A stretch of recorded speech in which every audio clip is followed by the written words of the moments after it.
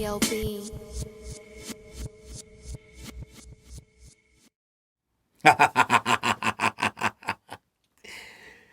What up, world? It's your boy Charles Brown back again with another review. Hit the like button, hit the subscribe, hit the notification bell to get notified. All right, man. Pusha T is back. We've been waiting a minute for this, and I'm pleased, bro. This might have saved my year right now. Yeah. Benny came out, that was dope, and a lot of stuff came out that was dope. But this Pusha, yo, yeah, this what I'm talking about right here. This is hip hop right here. This is, you know what? A lot of people want to box Pusha T. Pusha T is almost dry as the review I'm doing, and just came out last night. I think I played this entire record front to back, no less than 5 times, bro. Front to back.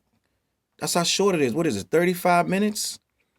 Front to back. I left on repeat. This how you know when something's good, when you let it play again. Not when you struggle through it and you gotta skip songs. I ain't skipping nothing on here. So let me just say this. I want to do this review, right? I don't want to rock y'all with a long, obnoxious review about this and that. I'm gonna go song for song, but I just want to give y'all how I feel about this Pusha situation, right? Because a lot of people misunderstand cocaine rap, right? They call Pusha's music cocaine rap, and they call Benny's music cocaine rap, and Conway and this and that. And if that's all you see, then you're scratching the surface of something you really fully can't understand. It's not just about cocaine.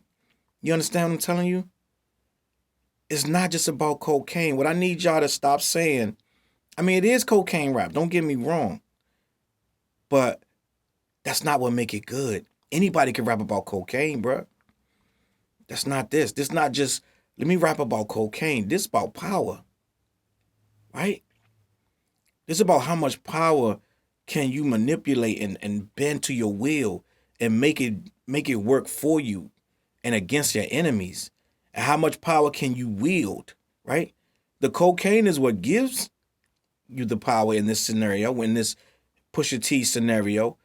But it ain't about cocaine in and of itself, bro. No, cocaine is nothing. Cocaine is coca leaf that grows out the ground. That's from the dirt. That's nothing.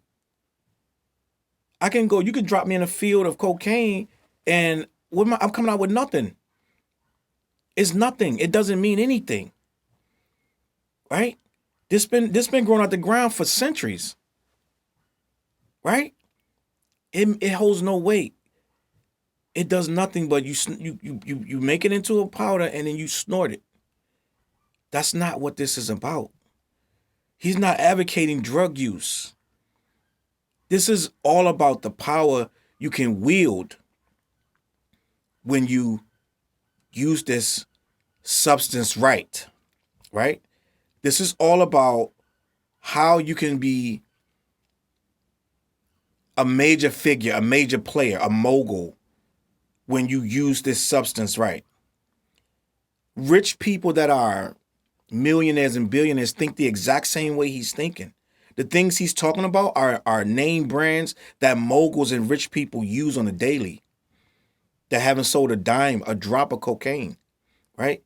These fashion plates that these fashion houses that he's talking about, and these various vacation places and these various islands and these various boats and yachts and cars and things. These are things that powerful men use and women use in the world to show their worth, right? And we love to hear this. This guy manipulates these words in so many ways that we are fascinated with it. It ain't about cocaine, bruh. And if somebody could make hip hop into this, if somebody could take the words of something, any type of subject matter, and make it sound this powerful and this elegant, right? And this just it's all about the drama of it. When you put on Game of Thrones, when you put on Sopranos, when you put on Snowfall, you're looking for the drama.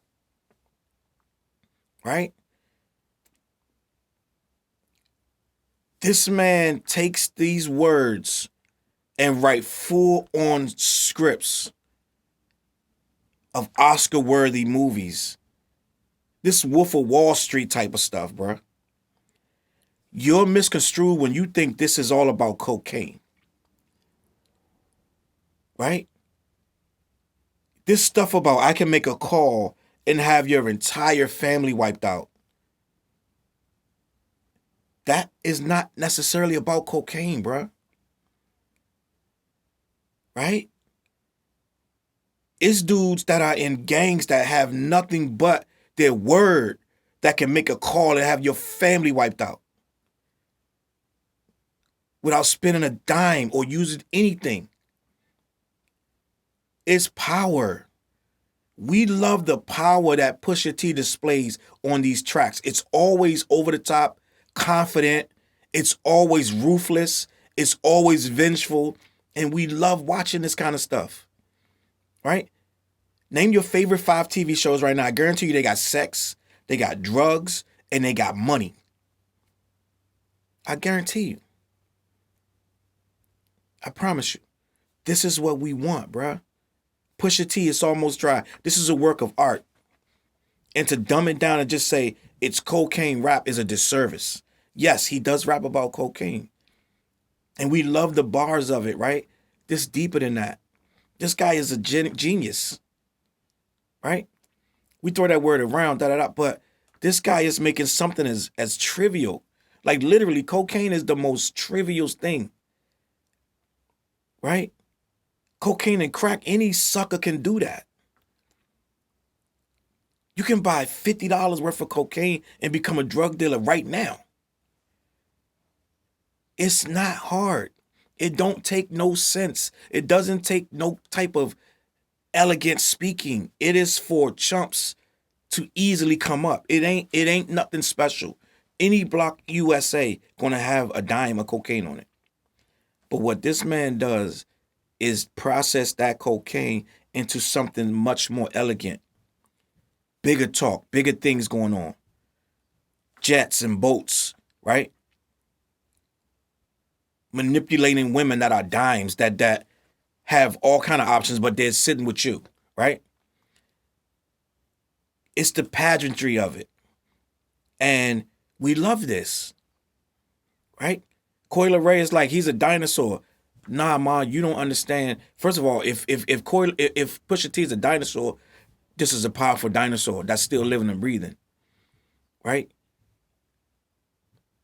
This is a dinosaur with Kanye West on the side, Pharrell on the side. So this dinosaur talk is really these dinosaurs must be what you want to be then, right? I don't see nobody gravitating to this new so-called wave that these kids are saying. Pusha T is in his 40s. And we still talking about Pusha T albums. This album is a masterpiece. Now, I'm going to be the first to tell you. Daytona is Daytona. And I understand Pusha saying that this is it's more versatile than Daytona. Is better than in his mind. You're supposed to say that. You're the artist. And this is as good as Daytona in every way. But Daytona was Daytona, bro. Like, come on. Like to be honest with you, I don't know if you'll ever be able to top Daytona. That's like trying to top the Purple Tape or trying to top Liquid Swords, right? It's to top it is to defeat yourself, because you would have to repeat everything on it. So no, this don't top it. This is a whole nother book entirely, and it's not fair to compare the two because it's 2022. Daytona came out in 2017. It's 2022. You can't compare the two, right? I feel like this album stands on its own. This is a dope album. This is some of the best music I've heard in a very long time, right? But this is what I'm on though. I like rap that has powerful, confident, witty lyrics, grimy beats when they gotta be, right? Takes chances. It's not trying to be what everybody else is doing. It speaks to older gentlemen, let's say that, who have been in the game and they got out and they know what it looks like. They know it ain't what's up, right? You don't want to be doing that now. Right now, that's not what you want to be aspiring or your kids to be aspiring to do. But Pusha make it sound glamorous. But at the end of the day, we all know, anybody of any age know that that's not the move. You don't want to be caught up in that life. And with that being said, I'm going to review It's Almost Dry. I'm not going to rock you and hold you too long. I think this work is a masterpiece. This is what I want from my elder statesman. I don't want you to be regurgitating the same old stuff that you was doing for 20, 30 years. I want you to sound like you're rapping right now. I want you to put references from right now of your real life into this. Is what Pusha did on It's Almost Dry. Right? It's a masterpiece. Now, I'm not saying it's classic, like this is, oh my God, this is untouchable 5 mic class. That's not what I'm saying. I'm saying this is an A++. I'll give it that. Because it's very good. Now my scores are all the way classic is going to be an A with 5 pluses. This is an A with 2 pluses. This is amazing. All right? Right here, I'm going to get into song for song and tell you what I think of each song. I'm going to do that as best as I can. But I feel like we know what Pusha brings to the table. We know what he does. To be sitting here trying to explain Pusha's lyrics and verses, it makes no sense to do that because you already know what it is about. Right? So I'm going to focus more on the music and give you a little bit of my interpretation of what Pusha's talking about on each song. So here we go. It's Almost Dry. Track 1, Brambleton. It's a mid-tempo track, 808, bass-driven, eerie 80s synthesizers and chords, retrospective tale, seemingly based on his former manager and business partner, Anthony Jeezy Gonzalez, who got arrested for a multi-million-dollar cocaine business and cooperated with the federal agents, put it like that. And for years, no one really knew the extent of what happened and what didn't happen. Only Pusha T knew that. But now he dropped the song, and he's just talking about this situation as much as you can talk in a 2-something minute song, right? And he's talking about when this Jeezy guy did the Vlad interviews and how he was saying a whole lot but didn't really have no answers, and how he knew that once he started snitching, quote-unquote snitching, that he would never be able to trust him again. And he's like, I'm not going to hold you down because I know that your best days are in the past, and you're still talking about them. And who would want to hold down a guy that they feel like brought the whole organization down? So no, he's not going to hold him down, basically, and that's what this is, just touching on that topic. And it's a good track. I like this track. Second track, Let the Smokers Shine the Coops. It's a fast-paced, hard dance feel, choppy orchestra sample, served in different pitches, and with a rim shot type snare. It's just more cautious drug tales and cocaine rap from, in my case, what I want to call it power rap from, AKA the Dr. Seuss of cocaine. The Dr. Seuss of cocaine. Good song. I like this song. This one right here, when I heard this one, I said, Pusha finally got, well, I ain't gonna say finally. This is a club banger. Like, listen to what I'm telling you. DJs are going to start to play this track right here. They're going to burn this track right here. Like when Niggas in Paris came out. Right? Before it came out, when they dropped Watch Your Throne, I said, this is their hit. People was like, ain't no hits on this song. This album is whatever, right? It took people a while to get into Watch Your Throne. I said, no. Niggas in Paris, this is it. This is a banger. And a couple months later, they dropped it and it went crazy, right? This one right here, this is a banger. Next track, Dreaming of the Past featuring Kanye West. It's a soulful sample, in my opinion. There's no kick and no scare, no kick and no snare. A bunch of rich talk about just designers, mogul, just braggadocious flow. You know what Pusha T does. I like this track. I like Kanye. I like what happened on here. So next track, number 4, Neck and Wrist featuring Jay-Z. A mid-tempo, heavy rap bass. It's driven with a 808 typist. And this is very 80s, this whole album. And that's what makes it good to somebody like me. It got that 80s feel. It has spacey keys and synths. Everybody has heard this song already. I don't need to go into detail about it. But if you haven't heard, you need to go to it. It's two of the biggest, most confident power rappers I've ever heard in my life. And this answer right here, what Jay says, if if Biggie would have lived, you would have got the commission. Basically, everybody, the narrative is if Biggie didn't die, we wouldn't have no Jay-Z. I don't believe that, and you shouldn't believe that. Next track, Just So You Remember, number 5. And I haven't heard a Wax song yet. Just So You Remember. It's a bass guitar over a barely there background bohemian type snare.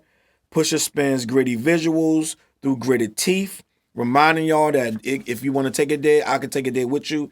I like the just the I don't care. Like there will be retribution type of flow on here, and this is what we want. When we want our rappers, we don't want them to be like soft with this stuff. We wanted to go in, right? So next track, number 6, Diet Coke. We had already heard this. The video already is out. It was out last year, I believe. And Kanye's in the video. I think he got the mask on his face. It's a light, repetitive piano loop with a slap snare paired with a flat, muted bass kick. More new school demon time talk. Rich talk from Pusha T. Just, you know what you're expecting when you get it. You know what to expect. Next track. Rock and Roll featuring Kid Cudi. How you get Kid Cudi and Kanye? I thought they had an issue. I guess you can still get these two to do a song even though they beefing on Twitter. I don't know. But it's a quick tempo with a chaotic, flat, understated kick and snare pattern, sped up singer sample, carried by a buzzsaw key-driven bass line with rising Simpson chords. Very Pablo-ish, in my opinion. It feels like something that would have been on Life of Pablo, and I like Life of Pablo. Number 8, Call My Bluff. Everything don't have to be addressed. Pusha says some quotables on here. Some of these quotes gonna be going for years. Some of these quotes are going to be in the lexicon of hip hop. I'm telling you right now.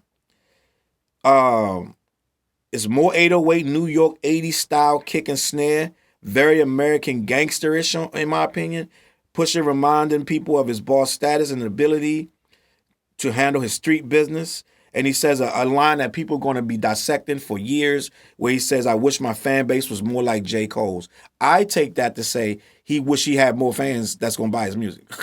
That's just my opinion. More staunch, more loyal fans, like they like beehivers. They're going to go and run up the numbers for him. I take it to mean that that's what he's talking about now. You can interpret it however you want to. Number 9, Scrape It Off the Top, featuring Don Oliver and Lil Uzi Vert. I'm sorry, I said Don Toliver and Lil Uzi Vert. It's a new school bounce feel, got some trappish in it. It's very mellow, it's very cool. I like it. The kid's gonna like it. I think he put the people on here for a reason of who he got, and it does not hurt this album at all. Number 10, Hear Me Clearly. A rolling snare, live drum feel, muddy sample, repetitive, buzzy bass line with distorted loops.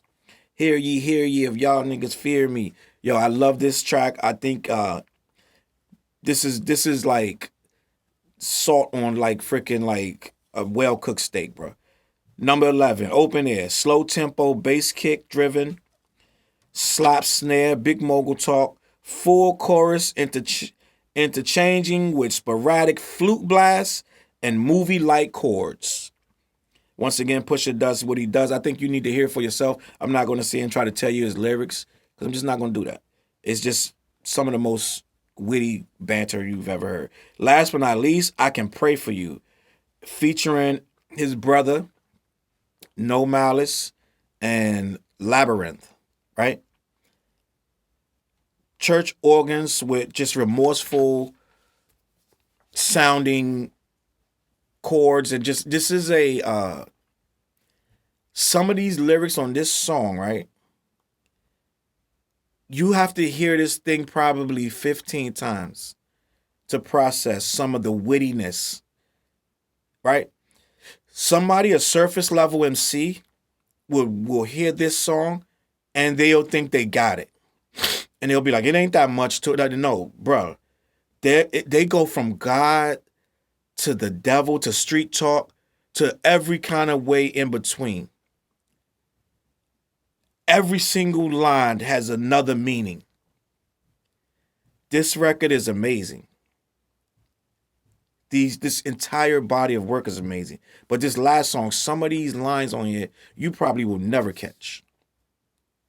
Right? I'm gonna leave it up to you to tell me what you think of this album. Let me know in the comments if this album is good, bad, weak. Somebody tried to say he's going the route of Nas because he can't pick his beats. I know that was a troll. I get that, but that's ridiculous. All right. CLBMG networks. We got all kind of stuff out right now. We got several podcasts. Clash the Rap podcast every Wednesday night on my Twitter, on my Facebook, and on my YouTube channel, on the CLBMG YouTube channel with me, Dante, and Fliz. That's every Wednesday night at 8 o'clock. We talk about nothing but rap. I'm going to catch y'all out there, man. Let me know what you think, man. Hit the like button, subscribe. Peace.